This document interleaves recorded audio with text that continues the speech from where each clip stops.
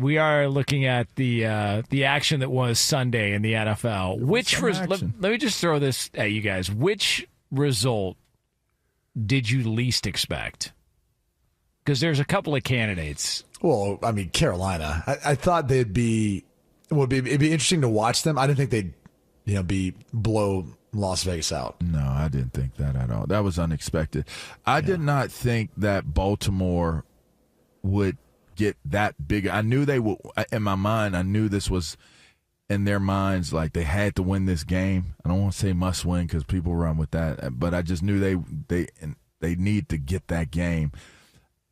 But what was even more shocking was they almost gave it away with as big as the lead was. I think that was a shocking one. And then Minnesota would be my other one, man. Minnesota and Dallas. That was surprising. Yeah. All right. And what about the Broncos? That's the Broncos is on there too. Yeah, that's a good one. Like you talk about, that's the ultimate letdown.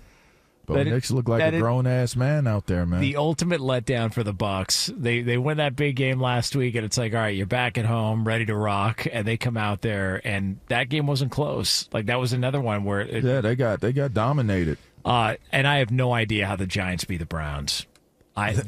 You mean they made Danny Dimes look like Danny Dimes again? And look, Cleveland's, their offensive line, what'd they lose? 60% of their O-line yesterday in that game? It showed in that game. Yeah, that was a real problem for Cleveland. Oh, what? Gosh. What? I mean, come on. At some point, you'll have to accept that Cleveland is not going to be good. They're not going to be good. Damn. The problem is I mean, now they're facing injuries. Myles Garrett's even banged up, but they do have a talented roster. Like, you can't not look at them and what they did last year. You've been correct on that every single year. But the problem is they're Cleveland. It's the quarterback play. It's not Cleveland. It's the quarterback play. I mean, Cleveland. They did have a chance in the end. I mean, the Cedric Tillman drop kind of killed or squashed any shot of that, but that was a good ball. But Cleveland. I mean, 8 sacks.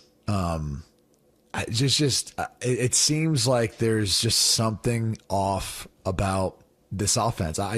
Yesterday was the O-line. Throughout the course of the season, though, it feels like there's not any hope. That's how it feels right now. There's really not any hope. Okay. I don't know how else to put it. I don't know how else to put it. I mean, they're 1-2 right now, and I know that there's a lot of football left to be played. It just feels like you kind of know at the end of the day where they're going to end up. Like, I look at Baltimore, for example, and they dominated Dallas. Yes, they allowed them to kind of come back into it at the end, but I still looked at them even as an 0-2 team, even as an 0-3 team. I go, I feel like they'll figure it out eventually. Bengals tonight, they're 0-2. They could drop to 0-3. Still kind of look at them and go, I don't know. Like, I don't feel that way about Cleveland. And it's bad to admit this because they're my Super Bowl pick, but I feel like after watching them for 3 games now, that's where we're at. It's like, oh, gosh, here we go again. Here we go again. Yeah, because I wanted to be wrong. I didn't want to be right. I know my baby boys from Ohio. That's your team. Like, I didn't want to be wrong. It's just the vibe I get from them. Is that it's just not like. And I'm a Stefanski fan. I like Myles Garrett. I like this team. I like players on the team. I just don't think that this is there. There's something about them that says to me, in the division that they're in, they're not going to be that guy. The Myles Garrett injury sounds like it's he had to get an MRI immediately. Well, and I guess he's got the same injury on both feet, was one of the reports that came out this week. So he's got to get the MRI done, and that feels like that could be something that could linger throughout the year. So with that, the O-line play, you never want to hear feet, ankle, or knee, or hip, anything weight bearing. You just never want to hear that, man. Especially with a guy like Myles Garrett, you just don't want to hear those types of things. Because if it's there and it's that serious where he's struggling with it, he's ailing with it, that's going to linger. Because weight bearing, you have to go through a process for you to be able to allow that to heal. And that's just the reality of weight bearing injuries. That's why that high ankle sprain is such a doozy on athletes. because it's the amount of pain that you have to deal with when you have those types of injuries, man. And then, so what is he going to be? Like, how long is that going to take for him to come back from it? How good, how effective can he be? And you lose Myles Garrett on that defense, man. We were saying, I'm telling you, I felt like this team was going to struggle with Myles Garrett. They had a chance with Myles Garrett. So if you're not getting the production of Myles Garrett out of this scenario, which I'm just giving worst case scenario, I don't know what the level of it is or what he'll come back and be able to do, but I'm just saying, if he's not able to come back and be a part of that defense to the level that Myles Garrett is, Myles Garrett, that, I mean, now you're talking about an even farther drop in terms of what I would anticipate their success level is going to be moving forward. And now Cleveland's at Vegas next Sunday. And I would have said, I love Cleveland in that matchup, but, man, Antonio Pierce is probably going to light a fire under them. I can't imagine the Raiders would come out and lay an egg a second week in a row. And then you got to assume it's like this Dallas Ravens game for the Raiders and for the Browns. These are games that will ultimately you look at and you say, we really, really need to win this game. We really need to come away with a good game in this game. And both teams are probably coming into this game with those same feelings. Especially, I won't even say the coaches. It should be everybody involved. Everybody involved. If I'm Cleveland, if you're a Cleveland coach or a player right now, I say don't panic, but you should feel a certain level of, this is actually embarrassing. It's embarrassing for us to be as talented as we are, and this is what we look like. This is what we're doing. So there's got to be a level of pride or a level of something where you're going to work hard on what it is you need to do so that you can get this win this week. And I would say the same thing applies to the Las Vegas Raiders. After taking the loss that they did in the fashion and the manner of which they did it, if you don't have any more pride about yourself, because you can look around and blame anything and everything you want, but when you have a loss like that, you got to look at yourselves, because it's ultimately going to come down to what the effort is and what your preparation is and what your buy-in is as to what your outcomes are going to look like. You make yourself better. As a group, collectively as a team, you work together to be better. You don't go out there to get your asses whipped by a team that's probably on paper should not be on the field with you. That's not what's supposed to happen. So it should be a good matchup. You should see two teams that come out tremendously motivated, because that's just not how your season is supposed to unfold. It just shouldn't unfold that way. If this past week shows us anything, it's always that the margins of difference between teams aren't that far apart. Yeah, the reality is, if you looked at Tampa Bay after the first two games and you looked at Denver, Tampa Bay should have crushed them, but it's the other way around. Mm-hmm. And you can go game by game, week by week, and it's usually like that in the NFL. There's no gimmies, there's no layups, it's never about that. And so I kind of look at it and more look at it and say, like, both these teams obviously need wins. These are for Las Vegas. They probably didn't look at any team when they're scheduled the rest of the year and go, well, we should beat them. If we're looking at betting markets, you'd probably make that case. But if you're Cleveland and you're trying to get back into this thing, yeah, that's a game you should win. Like that's a game you should be better. If we stacked up, for example, Deshaun Watson versus Gardner Minshew, you'd say, yeah, Deshaun Watson should be the better quarterback. If the game comes down to a one-score game, and most games in the NFL do, your quarterback in Deshaun Watson should be able to lead you to victory over Gardner Minshew. That's just stating facts. Don't know what Myles Garrett's health is going to be. Don't know what the offensive line's health is going to be. Doesn't matter. You should be able to win that football game. So that's the reality of where a team like Cleveland's at, is you're 1-2 now into the season, and you are soul searching because you've gotten bitten by the injury bug. Quarterback play hasn't been great. You're kind of stuck in that situation.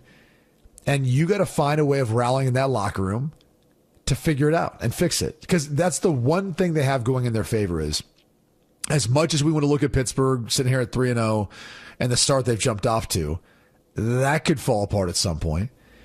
And you look at the rest of the division, you're like, dude, you got an 0-2 Bengals team that could end up being 0-3 or at best 1-2 after tonight. You got a Baltimore team that's 1-2 now. Like, you're not out of it. There's no reason to think you're out of it. So I know it feels like what I said earlier means like, oh, okay. I think that it feels like the ceiling for them isn't that high because we just have not seen a dominant game. We haven't seen a great game that they've played. We've seen flashes of it. But now with the injuries and all that, it leads you to think that they're going to struggle. That's the key. They got to play better. I mean, that's ultimately like what you said at the end. They got to show that they can play better, and most importantly, they got to show to themselves that they can play better. That's what it's going to come down to. Got to play better. By the way, I was going to mention this to you guys. Do you know what's back? Like back tonight? Monday Night Football. No. What? No, he's going to say double barrel. Oh, yeah. The double barrel. Double barrel action on Monday Night Football coming up later on tonight. They got that stagger start, though, don't they? Listen, but while simultaneously, two going at once, Jags, Bills, Commandos, Bengals, double barrel action for Monday Night Football. I don't know why, man. I just can't get into this NFL season as much. I'm not sure if it's because I fully expect the favorites to be the favorites, right? Like KC, Philly, or you kind of go on through the list of teams. I'm not sure if it's that or what it is. I don't feel like there's as much buzz about this season. Am I the only one who feels that way? I feel that way every year about the NFL until we get closer to the playoffs. The quality feels down. Well, I think it's the quality, and it's the fact that with the additional game, and I know it sounds stupid because it's only one game, but I think I just look back in the past few years, I'm like, you don't really have to panic. Okay, you had a bad game, had a bad week, all right. But something about, and if they go to 18, I'm probably going to feel the exact same way. I'm not saying it's being oversaturated either. I don't know what it is. It feels like the presentation of the game. And maybe I'm just comparing it to college, and because there is, I don't know, a different feel and vibe around college games, it just feels more, I don't even want to say stale, but more like corporate. It's not, I don't know, something about it. Like I'm not sure what the fix is either to generate more excitement about it. But it just feels like, all right, we got the Chiefs rolling out. They're probably going to win. They're all okay. They're 3-0. They're probably going to be in the Super Bowl at the end of the year. I don't know. It feels like there's not as much deception or not as much parity as we'd like to think. I mean, college football won the weekend for me. Like as far as just excitement, and I started on Friday. Not even on the rundown, really. And I'll tell you what. I know we got a couple days left in between, but that's Jonas though. Jonas likes to cater. I'll tell you what. Whew. Colorado. There's a couple of them out there, but that Colorado game, man, that's crazy. How many times do you have two Hail Mary attempts that both should have worked, if not for the drop in the one before? That's crazy. What I was kind of blown away by was you should have won it on the throw prior to that, and now you're thinking okay, how's this going to go? And Shador rolling left, throwing up a ball 50 yards downfield, and only a spot his receiver could get it, was unbelievable. I mean, that whole scene was unbelievable. And then Travis Hunter, come on, man, being the dude to knock the ball. I mean, it's crazy on the goal line, though. On the goal line, I think that's the difference too. Is when you talk about the college level, and maybe because of how the conference realignment have changed and these national windows now these teams are on, you see some players that are becoming household names, national brands. And Travis Hunter's a guy that I hope his Heisman odds have improved because what he's doing is unprecedented. I don't know that you've ever seen a player be as impactful as he is as a wide receiver and defensive back. Not even Wood, man. Because he didn't play receiver as much. Yeah, not as much. Hunter's playing the snaps to be it. They even talked about after the game that he told the coach, let me go to the right so everyone else can be singled up because they're going to at least double me. And they actually tripled him on that last Hail Mary. And that's how special he is. That's how everyone knows. You give him an opportunity, he's just going to go make a play, and then he turns around and makes a play in overtime. There's something about it, man. It feels different. It feels like there's just more excitement Maybe because of how the games went. Even the USC Michigan game. I was about to say there were some other ones out there. That's a good one too. And like they was thugging. They was getting it in. And it was cool. I think maybe I sort of underrated or underestimated the idea of, well, with conference realignment and teams, like, man, this is the first time you're getting to see USC play at the Big House or as a member of the Big Ten. And it was like USC in front of 100,000 people. And then Michigan, to close out the game, just said, F it, we're going to run it right down your throat, and went right down the field on them. A big fourth down conversion to win it. Like, even that game, that setup. And they basically said, we're from Michigan. You guys are from Southern California. Yes, correct. We are going to go ahead and physically dominate you. Correct. And that's what they did. Yeah. And I got to be honest with you, I was so wrong about that game. I thought USC would be able to exploit the fact that they've got more skill and talent on the outside. I thought they were improved defensively, could tackle. It was none of that. I mean, I'm not even going to lie when I say this. There was a long run by Khalil Mullings, and dudes were trying to just hold on to his junk to stop him. I could send you the still shot.